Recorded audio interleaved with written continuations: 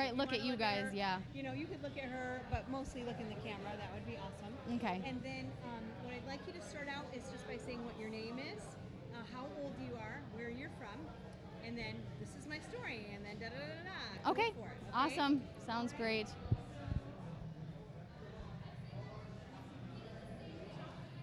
Yeah, is this okay? Is that good? All right, awesome.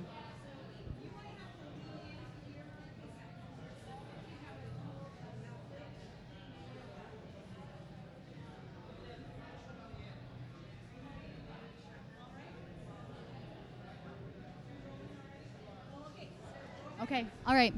Hello, everyone. My name is Natalie. I am 23 years old, and I am from a little itty bitty town in the middle of between Binghamton and Oneonta, a little tiny town called Sydney, right off the highway. And I was planning on coming here anyway, and I didn't know that I would have a story to tell when I was first planning on coming here, but I guess I do have a story to tell, and I am ready to share my story with whoever ends up watching this.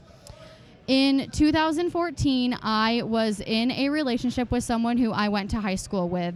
I very quickly became close with all of his family members, including his brother Cody and Cody's wife Liz.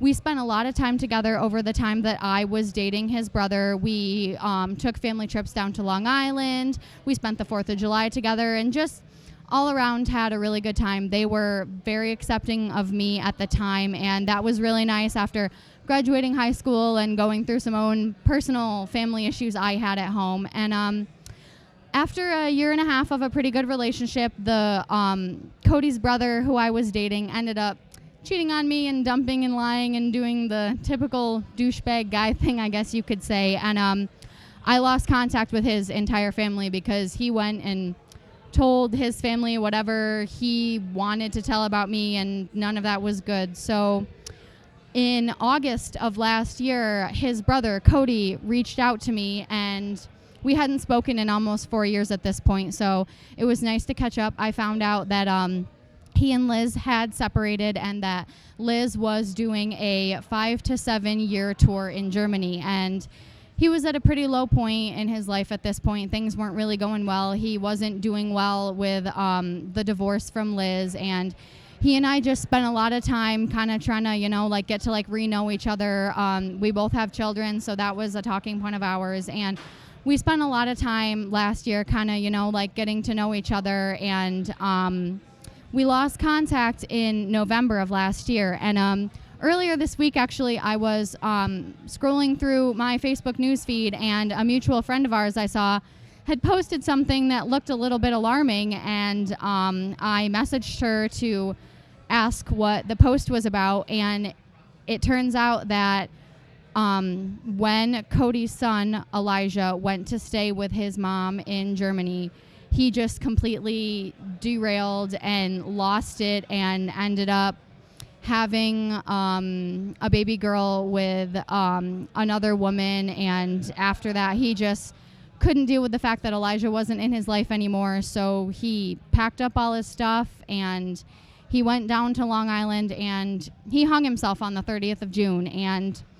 I guess I haven't really experienced as much loss or grief as other people, because the only other person that I've ever lost in my life who was this close to me was my great-grandma, and that was when I was in 9th grade. So this is the second closest person to me that I've ever lost. And grief is weird anyway. I mean, people always act like it's a point A to point B journey, but I feel like grief is more of an absorption than anything, and more of learning how to carry on after something like this happens. And with Cody being the second closest person to me who's ever passed away, and definitely considering him family for quite some time, I just didn't really know how to cope with any of this. And I had been planning on coming to this festival anyway, and my fiance asked me if I was still comfortable going after this most recently happening with Cody, and it actually just made me want to come even more. And then, even to just consecrate more that I need to be here, a Facebook friend of mine last night posted a status asking how many people would stay up through the night and talk her through suicidal thoughts. And I commented on her status and I said that I would, and I messaged her to see what was going on, and she said that she had been having a lot of suicidal thoughts and tendencies, and she had actually been hospitalized a week ago for suicidal thoughts, and she had a plan to kill herself. So even though it was really hard for me to take on another event associated with suicide so closely to learning about Cody's death, I stayed up with her last night and talked with her anyway, and was able to let her know that she can contact me at any hour of the night. And I've always been someone who's been there for people if they're struggling with suicidal thoughts or tendencies or anything like that. I've always been the type of person who would stay up and talk to people and dedicate my time to someone who was going through that. But especially after losing Cody so recently, I even more now just feel like I can serve a purpose in this way. Aside from my own personal life, I feel like this is something else that I can give to people. And I'm telling this story because even though I had a falling out with Cody's family, and I have no idea what any of them think of me, and I haven't talked to any of them in years, I was really close with Cody and I loved him, and I just want people to hear his story and to know that you never know who you're going to affect when you do something like taking your own life. I mean, everyone's always quick to say that it's selfish, but I feel like people don't really know what's going on inside. But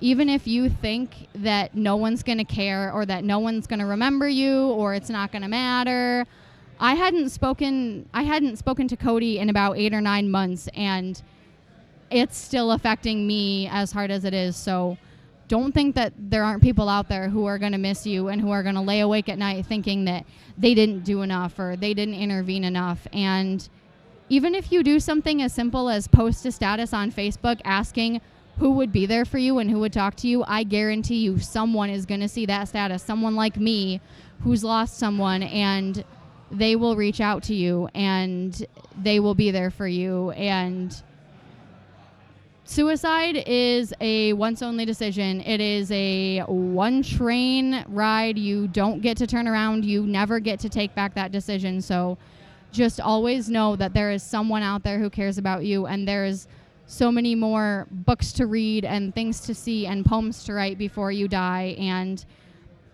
taking your own life early just really kind of cuts your own experience short, and you have no idea what beauty could be lying ahead and who you could meet and the things that you could do and see if you choose to end your own life prematurely. So if anyone who's watching this has ever had suicidal thoughts, I mean, I know I have my own slew of mental illness problems as it is, but if anyone ever has those thoughts, just realize that there are way more people that care about you than you could ever know, and it will affect way more people than just your immediate family. It has such a ripple effect that you have no idea. So I just hope that anyone who's watching this will really take a second chance and realize that there are options out there. There's even, I mean, I know it's not your first choice, but there's always even like a suicide hotline. You can call someone will talk to you, and someone will care. So if anyone's struggling, I want to let you guys know that there's someone out there that cares about you, and there are people